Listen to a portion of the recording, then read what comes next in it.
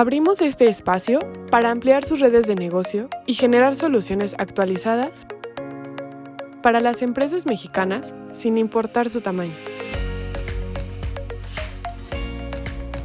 Queremos mitigar los efectos perjudiciales de esta etapa incierta. Por ello, ponemos a su disposición este foro para crear redes comerciales y fomentar la creatividad y el dinamismo que caracterizan a los empresarios mexicanos.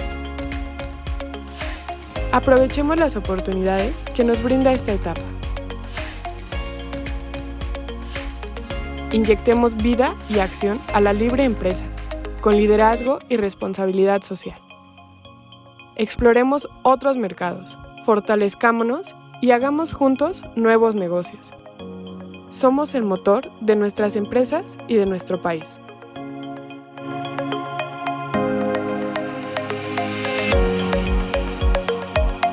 Súmate a Foro Red de Negocios por México.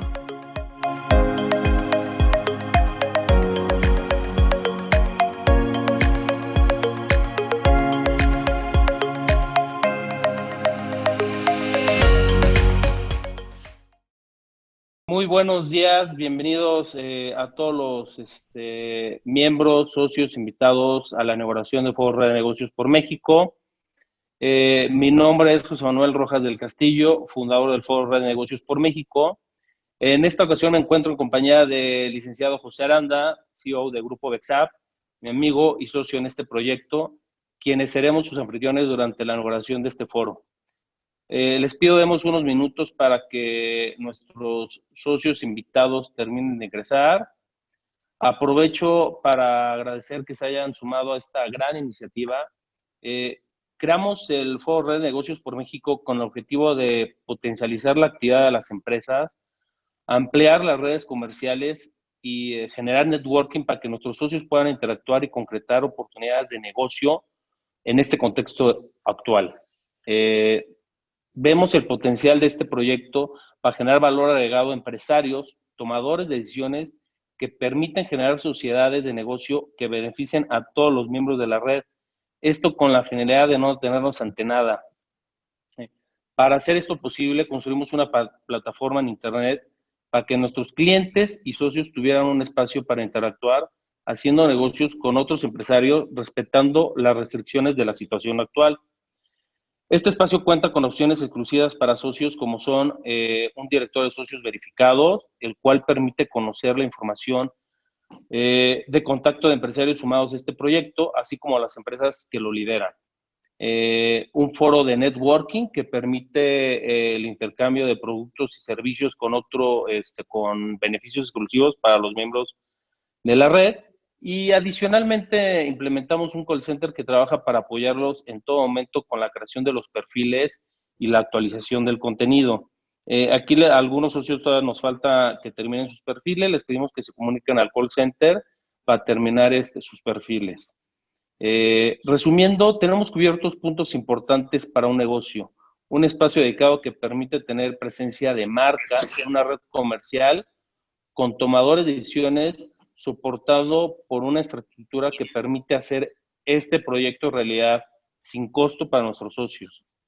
Dentro de los beneficios de ser socio de Foro Red Negocios por México, se encuentra la posibilidad de tener una red de empresarios en constante crecimiento, un espacio para interactuar con otros tomadores de decisiones, concretar negocios con beneficios exclusivos, acceso a pláticas, eventos, conferencias, temas relevantes con nuestros paneles de expertos en materia de contabilidad, fiscal, financieros, laborales, administrativos, empresariales, económicos, en temas patrimoniales, tecnológicos, que es el futuro, en temas humanos, en política, en temas sociales, e-commerce, que es el futuro, en temas de seguridad. También contaremos con talleres, acceso a materiales pensados exclusivamente para empresarios, acceso a asesorías de nuestros expertos, miembros de la red, y pues una vez más todo esto sin costo para nuestros socios. Le doy la bienvenida le cedo la palabra a licenciado José Aranda, mi estimado Pepe. Pues y gracias a todos por estar aquí presentes. Como decía José Manuel, pues ha sido una iniciativa que tiene como finalidad el hacer networking y potencializar cada uno de nosotros nuestros negocios.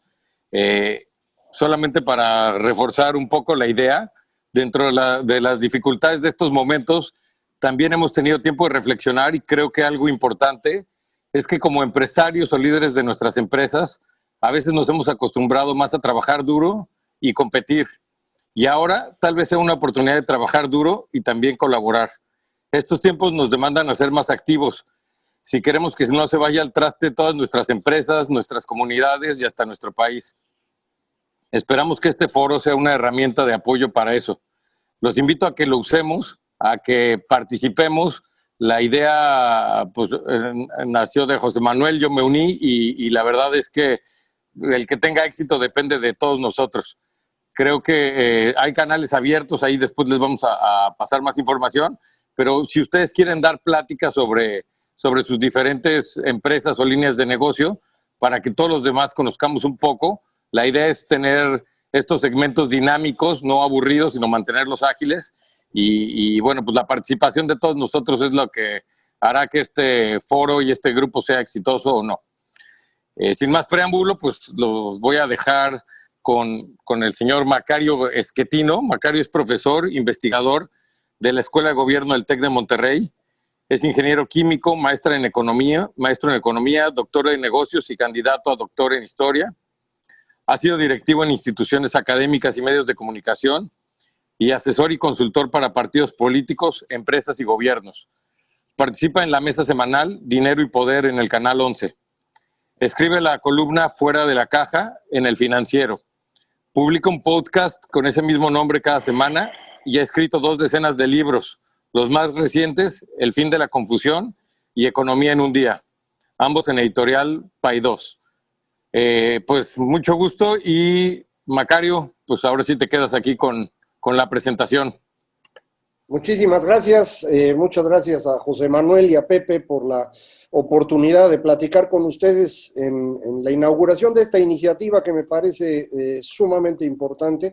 Ya lo explicaron ambos, pero sí me parece que estamos frente a una circunstancia económica muy especial que requiere medidas que no son convencionales, que son extraordinarias, igual que el tamaño de lo que enfrentamos. Para platicar acerca de lo que estamos viviendo, déjenme empezar tratando de ubicar el fenómeno original, que es la pandemia, como todo el mundo sabe, para de ahí pasar a la depresión económica que estamos teniendo como resultado de este fenómeno, ver a continuación cómo se está reacomodando políticamente el mundo entero, porque no es únicamente un fenómeno de México, y esto ya nos va a permitir hablar sobre nuestro país en este contexto, insisto, de una transformación económica y política bastante considerable. Empiezo ubicando estos asuntos de la pandemia porque no es la primera vez que ocurre, esto ha ocurrido en una cantidad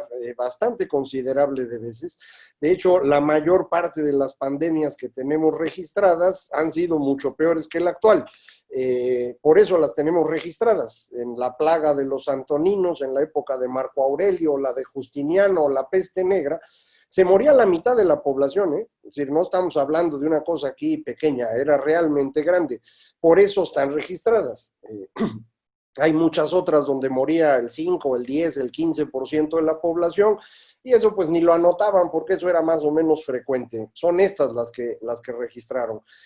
Todavía al inicio del siglo XVI, cuando llegan los europeos a América y nos traen bichos que no teníamos, pues se llevaron tal vez al 90% de la población. Nadie sabe exactamente cuánto, pero sin duda fue bastante grave el golpe. Mientras que las pandemias modernas, las que hemos tenido hace 100 años, justamente la influenza española, como le dicen, o ahora el coronavirus, Estamos hablando de enfermedades con una mortandad del orden del 5%, o sea, es realmente distinto.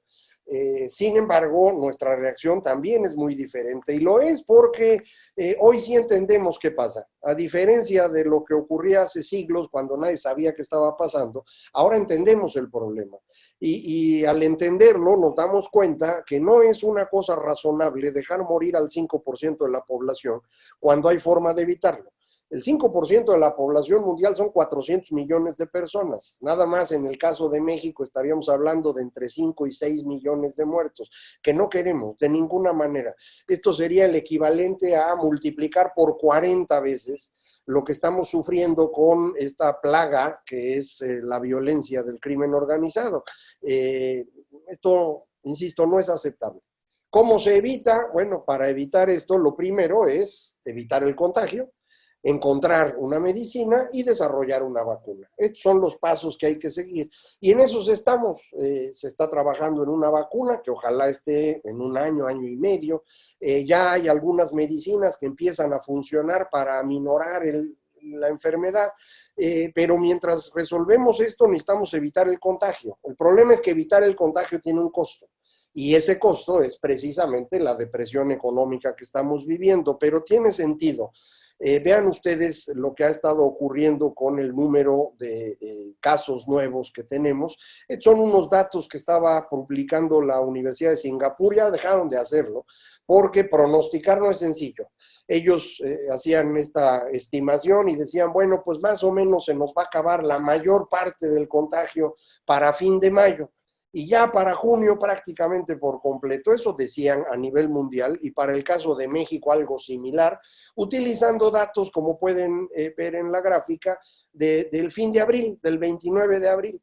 Y decían, pues para el 12 de junio se va la mayor parte del golpe en México y ya para fines del mes prácticamente terminado. Pero si eso decían el 29 de abril, perdón, para el siguiente día, para el 30 de abril, ya habían cambiado de opinión. Para que vean lo difícil que es pronosticar. Ya no se iba a acabar esto el 12 de junio, se iba a acabar el 25. Y por completo, pues ya más bien hacia julio. De hecho, esta universidad ya dejó de publicar estos datos porque no se puede. Vean ustedes en la gráfica de la derecha, el eje vertical llega hasta 1,500 casos. Bueno, ya estamos teniendo más de 2,000. De hecho, en un día llegamos casi a 2,500 casos en México. O sea que la gráfica pues, no tuvo mucha utilidad. Lo que debe estar absolutamente claro es que este es un fenómeno bastante serio, no es una cosa menor. Sí necesitamos estar aislados para evitar el problema. Y esto nos genera una crisis muy extraña en los mercados. Al mismo tiempo, es una crisis de oferta y una crisis de demanda. Y la verdad es que no tenemos herramientas para resolver esto. Normalmente, lo que tenemos de crisis en el mundo son crisis de demanda. La gente deja de comprar porque deja de tener dinero y la solución para eso es, pues, repárteles dinero y con eso compran y reactivas la economía. Fue lo que hicimos en 2008-2009, por ejemplo, a nivel global, o en México en 95 con la crisis bancaria. Reparte dinero para evitar una mayor contracción. Ahora lo que tenemos es una crisis de los dos lados, de oferta y de demanda. Y esto, al aislar la posibilidad de poner en contacto a compradores y vendedores, derrumba la economía de una manera muy seria. Ya ahora en mayo, Europa empezó a reactivar sus economías de manera muy paulatina para evitar nuevos brotes, porque, insisto, no es un asunto sencillo. Vamos a tener todavía dificultades, por ejemplo, en los vuelos entre países para evitar que los contagios reaparezcan, como acaba de ocurrir en este mes en China y Corea del Sur, que empiezan a recibir casos de los que ellos habían mandado antes, pues ya van de regreso. Es el problema de una pandemia, es una crisis a nivel mundial y por lo tanto tarda uno en resolver. El fenómeno reproducido en materia económica lo intentó poner de manera conceptual Deloitte en esta gráfica que hicieron para España y que yo me robé y que creo que ayuda a entender lo que está ocurriendo. Distintos sectores sufren distintos problemas.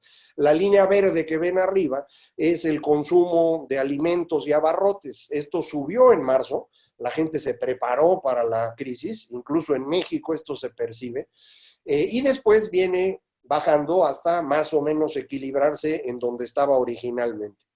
Otros sectores en servicios tienen una caída que no se recupera tan fácilmente. Es el caso de ropa, accesorios, que tienen una caída, por ejemplo, en Estados Unidos en el mes de abril del 90%, similar a la que ocurre en materia de turismo, por ejemplo, para nosotros en México, en Cancún, 90% de caída. Lo mismo que los aviones, tenemos 90% de caída en el vuelo, en vuelos de aviones, y esto va a ir tardando en recuperarse. No es algo que vaya a cambiar para mañana.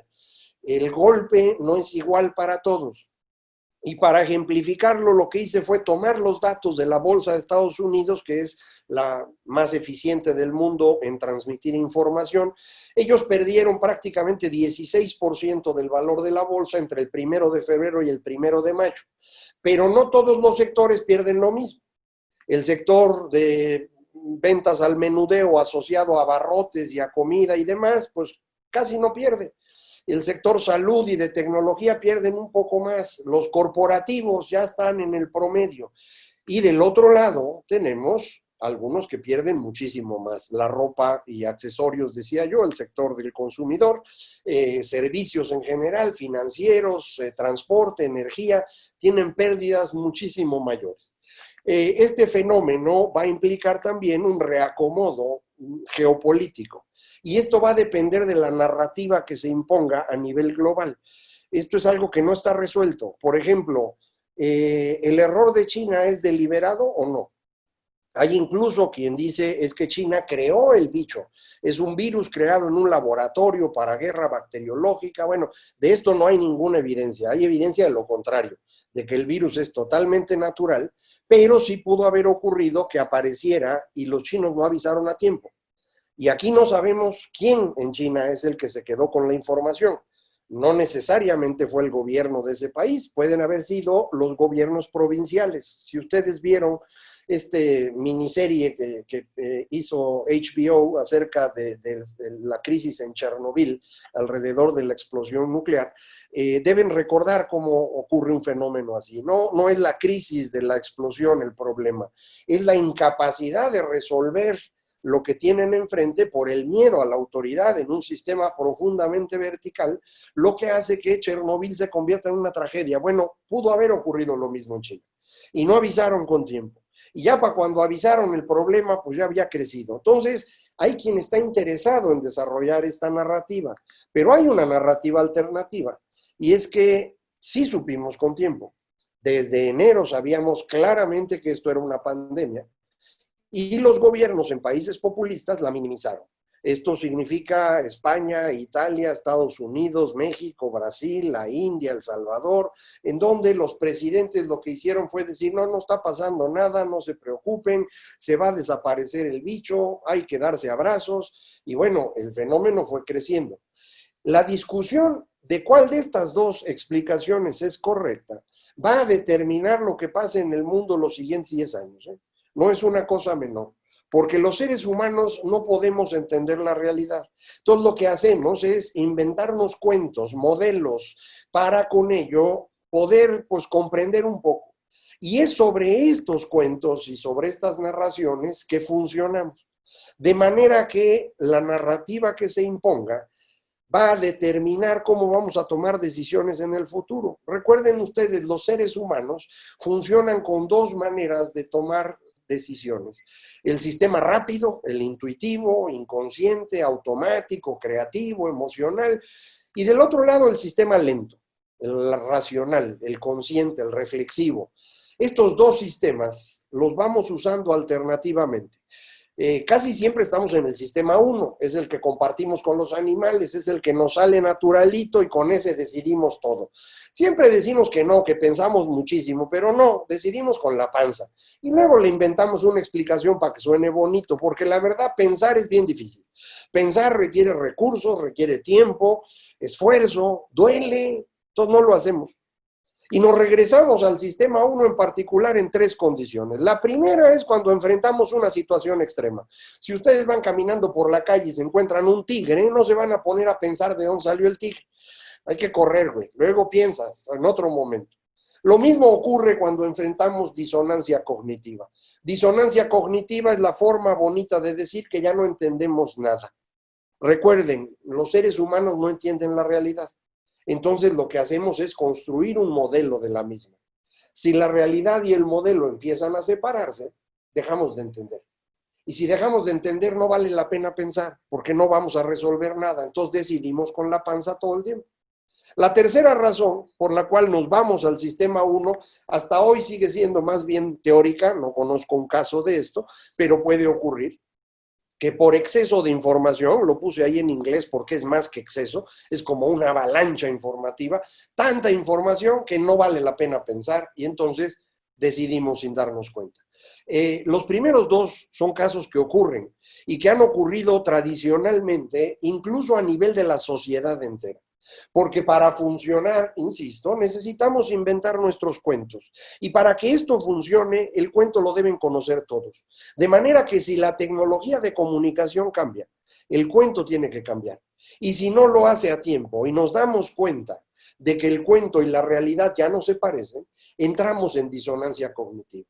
Para que sea más fácil de verlo, lo pongo en dibujito. Cuando hay un cambio en la tecnología comunicacional o una amenaza externa, en el momento que nos damos cuenta de ello, ¡fum!, la sociedad entera se va al sistema 1, que es el espacio creativo e intuitivo. Pues sí, pero también es el espacio de la irracionalidad, de la angustia, del miedo. Y la sociedad vuelve a pensar décadas, si no es que siglos después. Y cuando la sociedad piensa, construimos sociedades prósperas y exitosas en las que va a aparecer una nueva tecnología comunicacional y vamos a tener otra vez el mismo fenómeno. Estos son los ciclos en los que se mueven los seres humanos. Y podemos ver esto en un periodo larguísimo. Yo voy a empezar hace 8,000 años para que vean cómo ha ido ocurriendo esto. El primer periodo que vivimos desde hace 8,000 hasta el año 1500, todos los cambios ocurren por una amenaza externa, fundamentalmente calentamiento global. No crean que lo que hoy vivimos es la primera vez que se vive el calentamiento global. El de hoy puede ser distinto por la intervención humana, pero el mundo se ha calentado varias veces. Por ejemplo, hace 8,000 años, cuando se calienta el mundo y aparece el desierto del Sahara, eso no existía. Y al aparecer ese desierto, la gente se tiene que mover, se angustia y empieza a construir sociedades nuevas, que se tranquilizan en el 2500 antes de Cristo, empezamos a construir reglas sociales para vivir juntos. Ustedes recordarán de secundaria el Código de Hammurabi. Ojo por ojo y diente por diente, que hoy nos suena absurdo, pues sí, pero entonces era la mejor solución posible. El mundo vuelve a calentarse 1500 años antes de Cristo y volvemos a tener una destrucción generalizada y otra vez serenarnos alrededor de la Grecia antigua, de la República Romana, nuevo calentamiento global alrededor del nacimiento de Cristo que lleva a este periodo del Imperio Romano, nos volvemos a tranquilizar.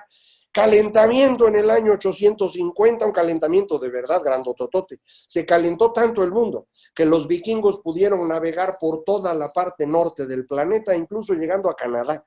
Son los primeros que llegan a América, nomás que no avisaron y por eso todo el mundo dice que Cristóbal Colón es el descubridor, pero ellos llegaron antes. Volvió otra vez este periodo en el cual, insisto, la gente se pone nerviosa y después otra vez se tranquiliza alrededor de nuevas ideas. Y les pongo aquí las pandemias. Las 3 pandemias que les comentaba yo, la de Marco Aurelio, la de Justiniano, la muerte negra. Vean cómo las pandemias no cambian el rumbo de la sociedad. Pueden ser una cosa espectacular y lo sentimos muy feo cuando lo vemos de cerca, pero incluso esas pandemias que se llevaron a la mitad de la población no cambiaron el rumbo. Las pandemias no cambian el rumbo de la sociedad. La sociedad cambia por amenazas externas asociadas al clima o porque empezamos a comunicarnos distinto. A partir de 1500 es la comunicación la que determina lo que hacen los seres humanos. Inventamos la imprenta en el siglo XV y esta nos obliga a pensar de forma totalmente distinta. Y el descubrimiento de América cambia las cosas por completo. Ustedes recuerdan, América se descubre en 1492, pero es 10 años después que se dan cuenta que es un continente nuevo. Y esto cambia las cosas por completo, porque hasta antes de ese momento todo en Europa se resolvía alrededor de la Biblia y su intérprete, que era la Iglesia Católica. En el momento que encuentras América y es un continente nuevo, hombre, la Biblia ya no sirve y entonces la iglesia tampoco. Y entonces empiezan a aparecer competidores de la iglesia, es decir, tenemos un estallido de fe que genera religiones distintas. Y cuando a los seres humanos les entra la fe, ¿qué es lo que hacen? Se ponen a matar gente. Y en esos 150 años matamos más gente que nunca antes y nunca después. Son los 150 años más violentos en la historia humana. Nos tranquilizamos ya hacia el final de la flechita. Por ahí aparece Descartes, Hobbes, Spinoza, Locke, es decir, la Ilustración. Y alrededor de la Ilustración, que es la razón, construimos sociedades pacíficas y exitosas en las cuales aparece una nueva tecnología comunicacional, el periódico. Y el momento de sorpresa es el terremoto de Lisboa de 1755, del que ya nadie se acuerda. El día de Todos Santos de 1755. Hay un terremoto espectacular afuera de Portugal que destruye Lisboa por completo. Y como era día de Todos Santos, la gente estaba en las iglesias rezando y las iglesias se vienen abajo y los aplastan a todos. Y entonces la gente en Europa dice, oiga, ¿y yo por qué voy a tener fe en un Dios que cuando lo voy a adorar me echa la iglesia encima? Y los otros dicen, ¿y por qué creer en la razón? Si los que construyeron la iglesia son unos inútiles y por eso se vino abajo. No, ni la ni la fe ni la razón explican al mundo, es la naturaleza la importante. Y alrededor de la naturaleza construimos el romanticismo y otra vez nos llenamos de emoción y nos ponemos a matar gente. Nos volvemos a tranquilizar a mediados del siglo XIX, alrededor de la ciencia, Darwin, la electricidad, el átomo, e inventamos una nueva tecnología comunicacional. El cine y la radio aparecen en esa época. Y el momento de sorpresa es la Primera Guerra Mundial. No porque fuera una sorpresa la guerra, había guerras a cada rato. La sorpresa de esta es que no se acababa nunca. Todo el mundo pensaba que iba a durar 6 meses y pasaron 6 meses y 1 año y 2 años. Y no solo no se acababa, sino que estábamos matando seres humanos como si fuera industria, decenas de miles de personas al día. Y otra vez la gente dice, no es ni la naturaleza ni la ciencia la que nos va a ayudar. Necesitamos controlar a los seres humanos que son unos animales. Y esto lo va a hacer el Estado. Y alrededor del Estado construimos los totalitarismos del siglo XX. Nacionalismo, comunismo, fascismo y otra vez millones de muertos. Nos volvemos a tranquilizar en el 68 y los últimos 50 años vivimos en esto que ahora llaman neoliberalismo y lo descalifican con mucha facilidad. Pero en esos 50 años generamos la mayor cantidad de riqueza de toda la historia humana. Sacamos a la mayor cantidad de gente de pobreza en toda nuestra historia. No solo eso, multiplicamos la democracia. Entre 1970 y 2015 se multiplica el número de países que viven en un sistema democrático por 3 veces. Es una cosa espectacular. El problema es que también construimos una nueva tecnología comunicacional, las redes sociales. Y las redes sociales nos obligan a pensar distinto y el momento de sorpresa es la crisis financiera del 2008-2009. Y desde entonces todo el mundo hecho bolas. Y otra vez ahí están sus pandemias. Y observen cómo no cambian el rumbo. La pandemia lo que hace probablemente es acelerar procesos que ya están en vigor.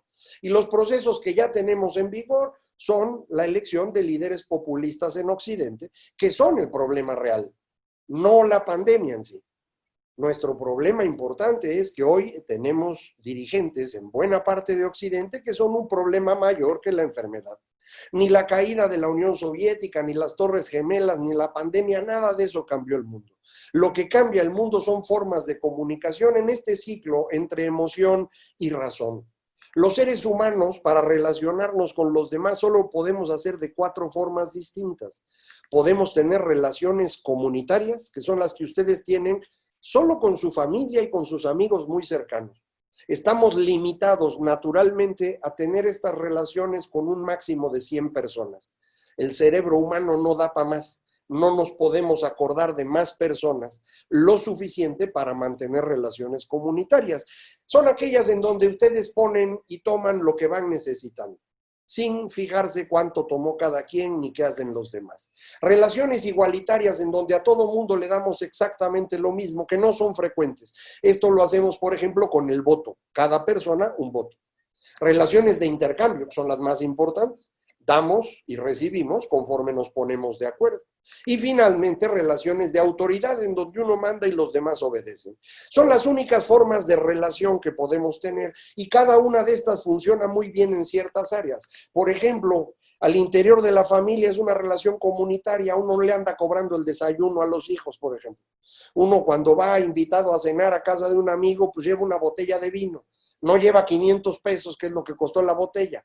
Porque no vas a llegar y decir, oye, qué bueno que me invitaste, aquí tantos 500 pesos. No, hombre, eso no se hace. La comunidad es una relación muy cercana, que nada más funciona para 100 personas.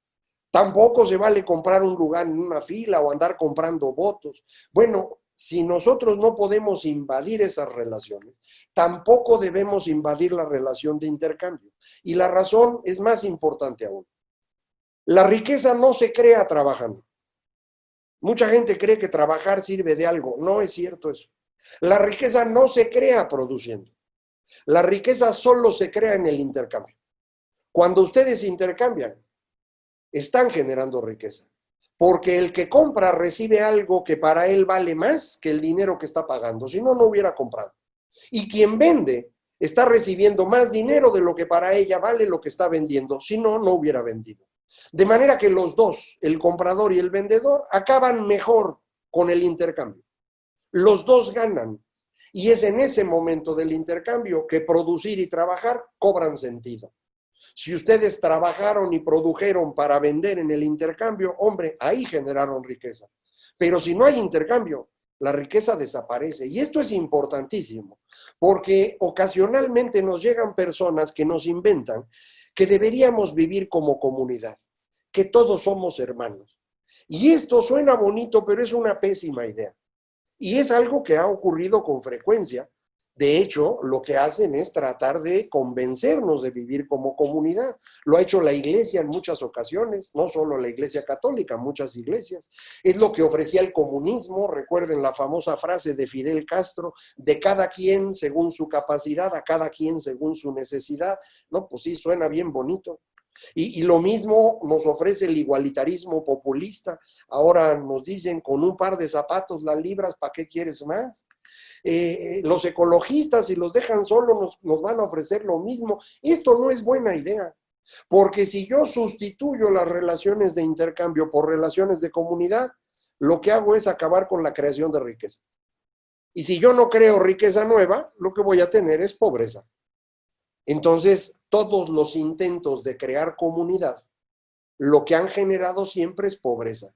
Y cuando empieza la pobreza, la gente se enoja. Y la única forma de controlarlos es mantener la relación de autoridad. De forma que todos los intentos históricos de hacer una comunidad, lo que nos han dado como resultado es pobreza, autoritarismo y violencia. Por eso se llaman utopías. No tienen sentido, no van a ocurrir jamás, son imposibles. No solo son imposibles, si piensa uno tantito se da cuenta que son indeseables, pero hay que pensar. Y acuérdense, pensar no es tan fácil. Los seres humanos más bien están en las emociones y cuando uno entra a una utopía lo hace en modo emocional. Por eso a los jóvenes las utopías les llaman tanto la atención. Porque cuando uno es joven está en el modo emocional plus. Entonces, si te ofrecen cambiar el mundo, ahí vas, porque dices, yo ahora sí, esta comunidad sí va a funcionar. Oye, nunca ha funcionado ninguna en toda la historia humana, es que esta sí va a funcionar. Y ya que te das cuenta que no va a funcionar, ya no puedes salir. Porque pensar, recuerden, cuesta recursos, cuesta tiempo, duele, y además los demás se enojan con nosotros. Si te pones a pensar, te conviertes en un apóstata, en un hereje, y te expulsan. Hemos intentado hacer comunidades durante muchísimo tiempo. Recientemente, viendo la misma gráfica que les presentaba, cada vez que la flechita va para arriba, es un intento de hacer una comunidad. En el siglo XVI, alrededor de la religión. Cada vez que vamos hacia abajo, estamos construyendo una sociedad de individuos que intercambian.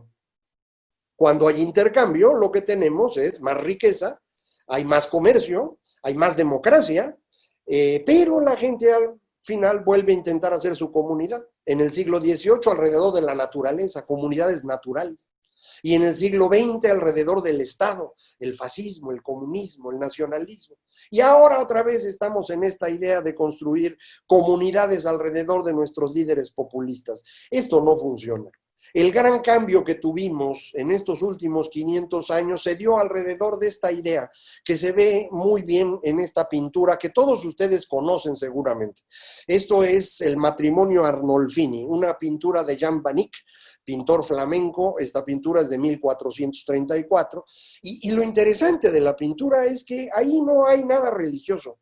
No es el Papa, no es una imagen de la piedad o de Cristo, tampoco es un rey, ni un capitán, ni un militar. Es una pareja de burgueses. Y lo que ocurre es que en el siglo XV, en Países Bajos, por primera vez en toda la historia humana, hacerse rico de forma individual se hizo legítimo. Por primera vez consideramos que era correcto que una persona se hiciera rica solita, sin depender ni del Estado ni de la religión. En toda la historia humana previa, si ustedes se hacían ricos, el Estado o la religión los destruían. El Estado que fuera y la religión que fuera, no tiene importancia. A partir del siglo XV en Países Bajos, ustedes podían hacerse ricos con todo derecho, era legítimo. Y esta idea cruza el canal y llega a Gran Bretaña con la Revolución Gloriosa de 1688 y de ahí se extiende al mundo. Y ahí cambia todo. Para que lo vean con más claridad, este es el ingreso por habitante en Inglaterra, Gran Bretaña o Reino Unido, depende de la fecha del nombre, desde el siglo XIII hasta hoy. Y vean ustedes cómo cambia todo. En el siglo XIII, XIV, XV no se generaba riqueza.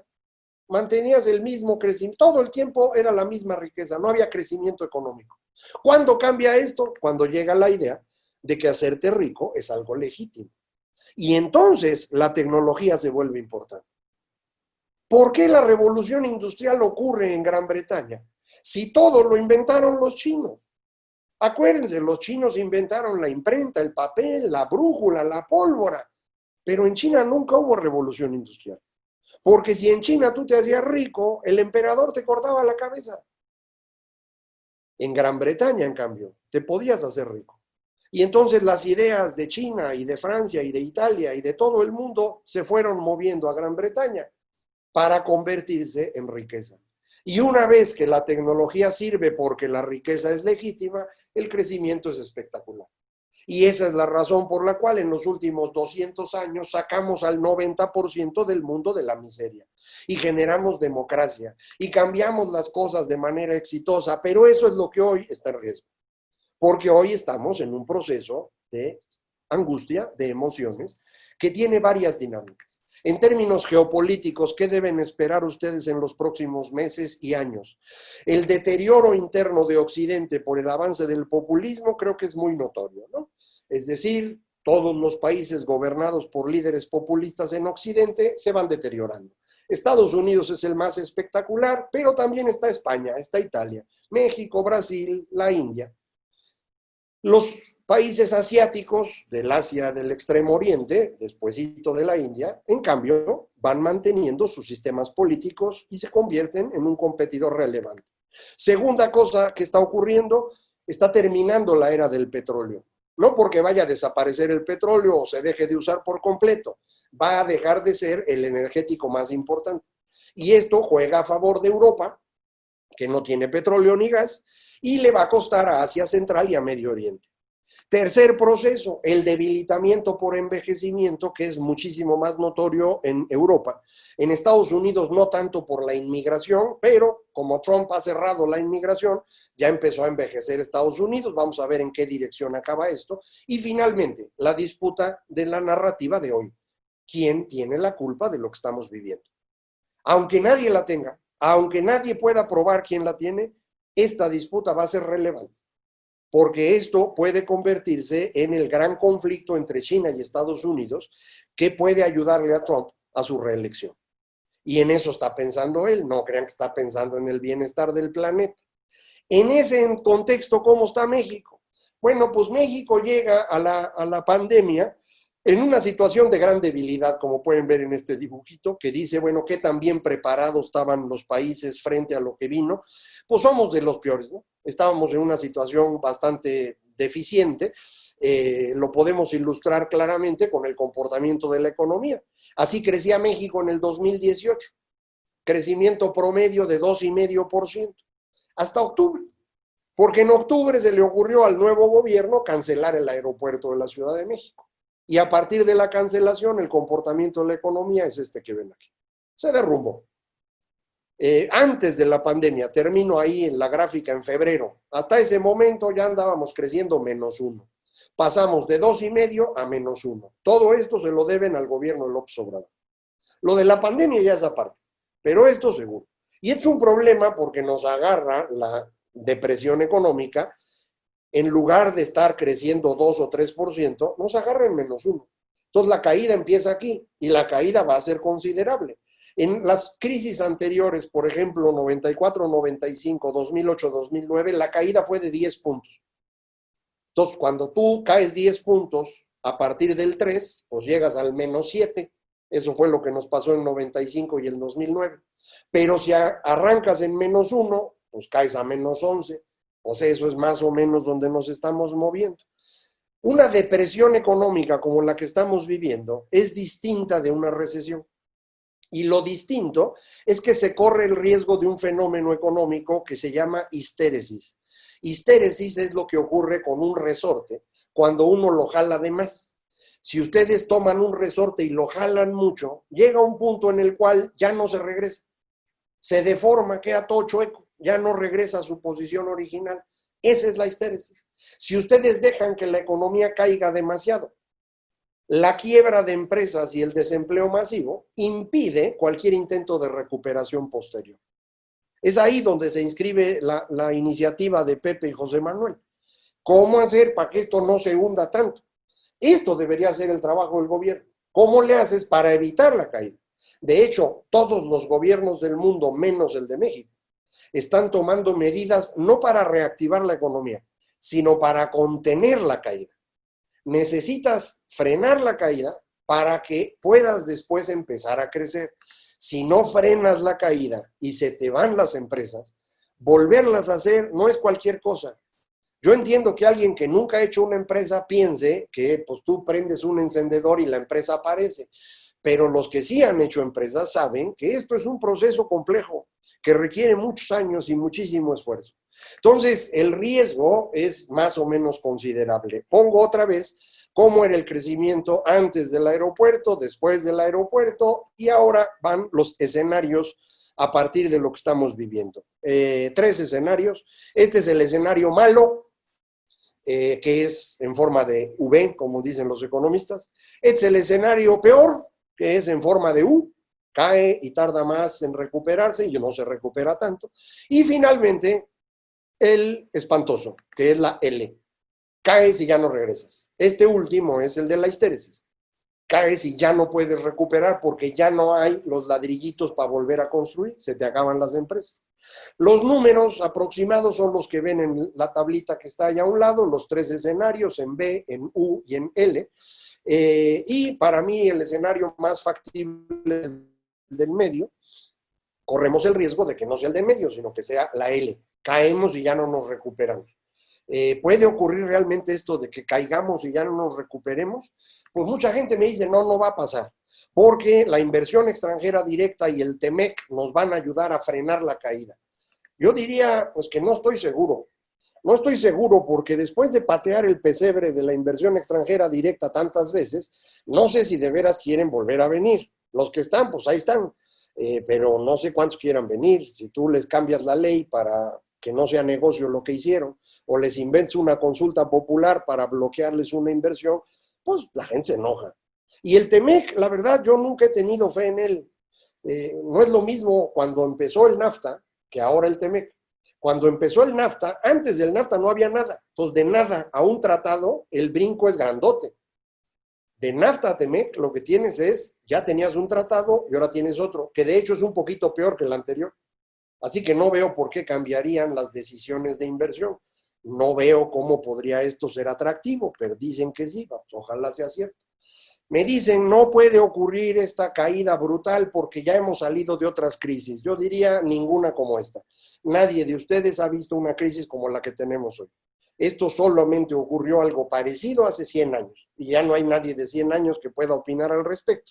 ¿Que tenemos herramientas para enfrentar esto? Pues no tenemos. Sí teníamos, pero ya no tenemos. Esto es precisamente lo que fue destruyendo el nuevo gobierno. Concentró todo el poder en la persona del presidente, destruyó instituciones, fue bajando de nivel el capital humano del gabinete a niveles francamente de dar vergüenza, y ya no tenemos quien tome decisiones ahí. Entonces, pues no, Hacienda no ha presentado un programa, Economía nomás anda colocando unos créditos chiquitos que el presidente les ordenó, ni eso pueden hacer bien. Entonces, bueno, pues yo tengo mis dudas de que haya herramientas. Súmenle a eso el problema que ya traíamos de impunidad y crimen organizado, y finalmente la preocupación de muchas personas de que lo que está haciendo el gobierno no sea por simple incompetencia, sino por mala fe. Y mucha gente dice, es que están aplicando el manual del Foro de Sao Paulo. Yo no sé si esto es cierto o no. Luis Rubio escribió este domingo en Reforma al respecto, él también tiene dudas de esto. Yo creo que lo que hace el señor López Obrador es lo que él quería hacer desde el principio, regresarse al tiempo de Luis Echeverría, concentrar todo el poder en su persona, volver a apostar en que el petróleo va a resolver todo, y no se da cuenta que está en un momento 50 años después donde nada de eso sirve. Que se puede parecer en algunas cosas al Foro de Sao Paulo, pues sí, Echeverría tenía sus aquí veleidades izquierdistas y cosas por el estilo, pero no necesitas el Foro de Sao Paulo. Cuando el señor presidente dijo que la crisis le cayó como anillo al dedo, pues probablemente se refiere a eso, quiere concentrar en el gobierno toda la decisión económica. Hoy lo dijo otra vez en su mañanera, que la rectoría de la energía debe estar en manos del gobierno. Bueno, pues esas ideas, insisto, son de hace 50 años. No sé si tengan utilidad hoy, yo lo dudo. La parte más seria de la pandemia a nivel global está terminando en este mes. En México va a tardar un rato más. No vamos a regresar a ninguna normalidad. Vamos a vivir el resto del año en condiciones complicadas, en México y en el mundo entero. ¿Qué tan complicadas van a ser? Dependerá mucho de los médicos. Si encuentran buenos tratamientos, si logran desarrollar vacuna, algo podremos hacer. Mientras, vamos a acostumbrarnos a vivir con aislamiento, con mucho menos llegada de clientes a servicios que tienen gran contacto personal. Esto nos lleva a una crisis económica que indudablemente es global, pero que afecta distinto en cada país. Lo que siga va a depender de esta narrativa de la que hemos hablado. Y las 4 opciones para la narrativa las hemos visto ya planteadas. Tenemos en este momento 4 sistemas políticos en el mundo en funcionamiento. Sistemas plenamente autoritarios como el chino y el ruso. China ha tenido más éxito en resolver el asunto de pandemia que Rusia, pero van los dos a intentar meter su narrativa como exitosa en estos días. Las democracias conservadoras, que es como yo llamo a las democracias de Extremo Oriente, Corea, Japón, Singapur, Taiwán, todos ellos también muy exitosos frente a la pandemia, con una contracción económica menor, con sistemas democráticos que no son iguales a los que ustedes conocían, pero sí son democráticos, a diferencia de China.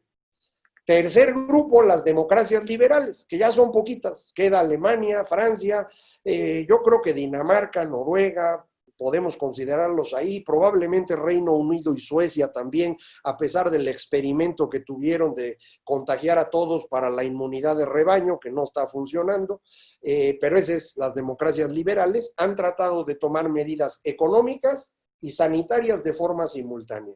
Y finalmente, los regímenes iliberales, o más fácil, populistas. España, Italia, Estados Unidos, México, Brasil, la India, en donde esto ha sido una tragedia.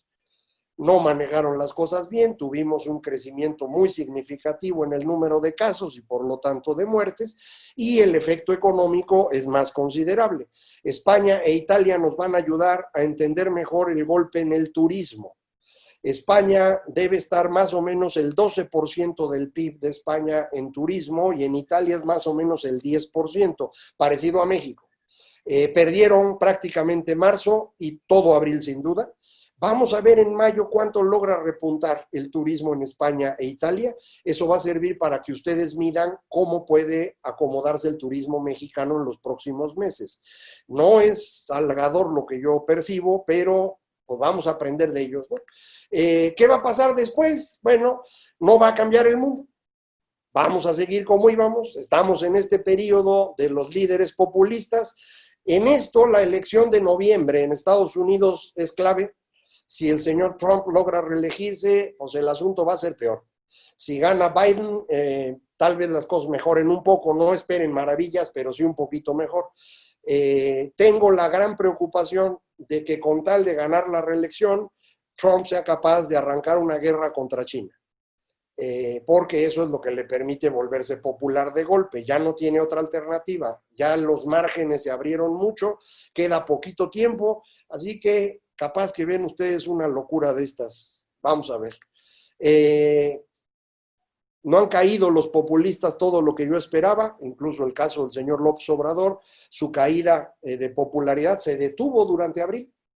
Probablemente el miedo al bicho es mayor que el miedo al presidente. Vamos a ver si en mayo las cosas son diferentes. Los pocos datos que llevamos de mayo, por ejemplo, en la encuesta de Mitofsky, indican que incluso se está recuperando la popularidad de López Obrador. Vamos a ver qué más pasa. Todo lo que vamos a ver en los próximos años va a ser disputa política, reacomodo productivo, un gran avance tecnológico, que creo que ese sí es importante. No va a cambiar el rumbo, pero sí se aceleran procesos que venían muy lentos, entre ellos el comercio electrónico, el uso de estos aparatitos, que creo que se han movido a un punto del que ya no se van a regresar. Y esto va a acelerar la transformación en cómo los mexicanos compran y venden cosas. Y creo que en eso la iniciativa de José Manuel y Pepe puede tener mucha lógica, no solo para enfrentar en la situación actual, sino en términos de cómo el consumidor mexicano va a empezar a moverse en una dirección distinta. Es decir, no es solamente pensar en cómo le hago para sobrevivir estos meses, que es muy importante, sino cómo aprovecho esa experiencia para convertirme en un competidor más exitoso a partir de la nueva normalidad que vamos a vivir a partir del próximo año. Momento de gran incertidumbre. Y cuando es un momento de gran incertidumbre, lo que tenemos son oportunidades de gran rendimiento. Así que, más allá de la angustia que estamos sufriendo en este momento, se están abriendo también oportunidades. No son muchas, no son fáciles, pero sí pueden ser importantes para todos nosotros. Muchísimas gracias por su atención. Espero que esto les haya sido de utilidad y, como habíamos acordado, pienso que podríamos ir resolviendo algunas preguntas a través del chat, si existen preguntas a través del chat. Creo que sería la mejor forma, porque hablar va a ser imposible. En este momento hay prácticamente 300 personas con nosotros, entonces no podemos coordinar eso, pero el chat sí. Entonces, si gustan, voy viendo en el chat si hay preguntas, con muchísimo gusto. ¿Por qué le mandes esta presentación a nuestro gobierno? Yo, con mucho gusto, si quieren mandársela, yo se las voy a pasar a Pepe y a José Manuel para que se las distribuyan a los que les interese. Yo no tengo problema. Mándensela al gobierno a ver si la ve.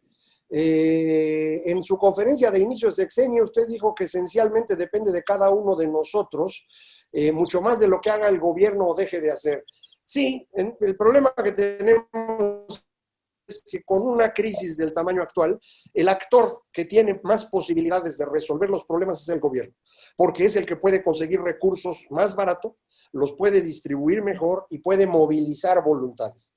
Pero indudablemente el gobierno mexicano no participó. Entonces, ¿quién lo está haciendo? Pues lo está haciendo Pepe y José Manuel, por ejemplo. Y lo está haciendo el Consejo Mexicano de Negocios, que fue a conseguir unas líneas de crédito al BID y trajo la lana por si a alguien le sirven para factoraje inverso y aguantar estos meses. Sí, tenemos que actuar nosotros porque el gobierno no lo hizo. Hubiera sido muy bueno que lo hiciera. ¿Qué opinión le merece la teoría de la conspiración alrededor de la 5G? Las teorías de conspiración todas son malas, o sea, son una tontería, pero la gente las usa porque simplifican la vida. Acuérdense, no entendemos la realidad, entendemos los cuentos. Y si el cuento es sencillito y tiene a un malo detrás, nos fascina. Entonces, por eso las teorías de conspiración son tan exitosas, pero no les crean, ni a la del 5G, ni a la del virus de laboratorio, ni eso de tomar cloro, como dice Trump, menos no lo vayan a hacer. Pueden tomar otras cosas más sabrosas. Me preocupa más que el COVID, las decisiones del gobierno. Sí, pues sí. Se suman las dos cosas y el gobierno sí está actuando mal, o sea, está dejando de actuar y eso es malo. no podemos hacer mucho más que estárselo diciendo todos los días y ojalá y entren en razón, vamos a ver. Yo insistiría, mientras eso no pase, esta forma de relacionarse y tratar de apoyarnos en redes puede funcionar. Vamos a intentarlo al menos, ¿no? ¿Por qué el título de la presentación es El fin del mundo? Se oía bonito, nada más. No tiene importancia. ¿Cómo ven las elecciones de 2021? Pues ustedes van a decidir. Son elecciones locales, piensen en las locales. Mucha gente anda buscando a ver qué líder va a sustituir a López Obrador. Si López Obrador va a estar hasta el 2024, no anden pensando esas cosas. Piensen qué diputado deben elegir en su distrito, qué alcalde sería bueno, quién debería ser gobernador o gobernadora. Eso es lo que hay que pensar, porque eso es lo que puede resolver las cosas. Noten ustedes cómo hay gobernadores que están funcionando mejor que otros, hoy mismo en México. Entonces, sí tiene importancia a quién pone uno en ese puesto, ¿no? ¿Podría México en unos años ser similar a Venezuela? No lo sé, mano. Todos los sistemas autoritarios suelen deteriorar el nivel de vida de los países, no necesariamente en la dirección de Venezuela, puede ser otro camino. Acuérdense cómo vivimos en tiempos de López Portillo y de Echeverría, los que son viejitos como yo lo vivieron, y pues no era una maravilla de país sin llegar a ser Venezuela, claro. ¿Se mantendrá la hegemonía de Morena en 2021 y 2024? Honestamente no lo creo, pero no depende de mí, depende de los que votan, que son ustedes. ¿Cuál es el futuro de la venta de servicios online? Yo creo que mucho mayor hoy que antes. Mucho mayor, pero pues, todavía falta avanzarle. Es el momento precisamente de oportunidad, en donde el que agarra la oportunidad bien va a tener un rendimiento mucho mayor. Reactivación en construcción, yo lo veo lento, lo incluyeron como una de las 3 actividades que pasó a ser pasó a ser esencial y por lo tanto puede arrancar, pero creo que va a estar lento. ¿Cuánto tiempo crees que dure este periodo de líderes populistas? Yo he estimado que deberían ser todavía otros 10 años más. Vamos a ver, a lo mejor es menos por esta aceleración que nos está permitiendo la tecnología. Dependerá otra vez mucho del triunfo de Trump o de Biden, a ver qué ocurre y vamos viendo. ¿Cuándo se reactivará todo en nuestro país?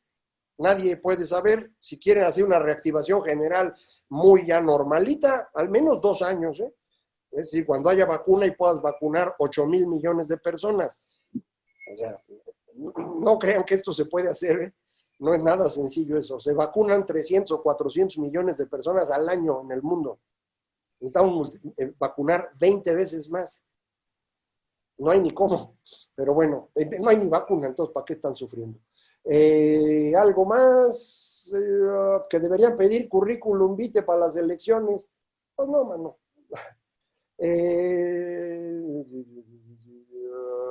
Todas las demás están más o menos en esa misma dirección.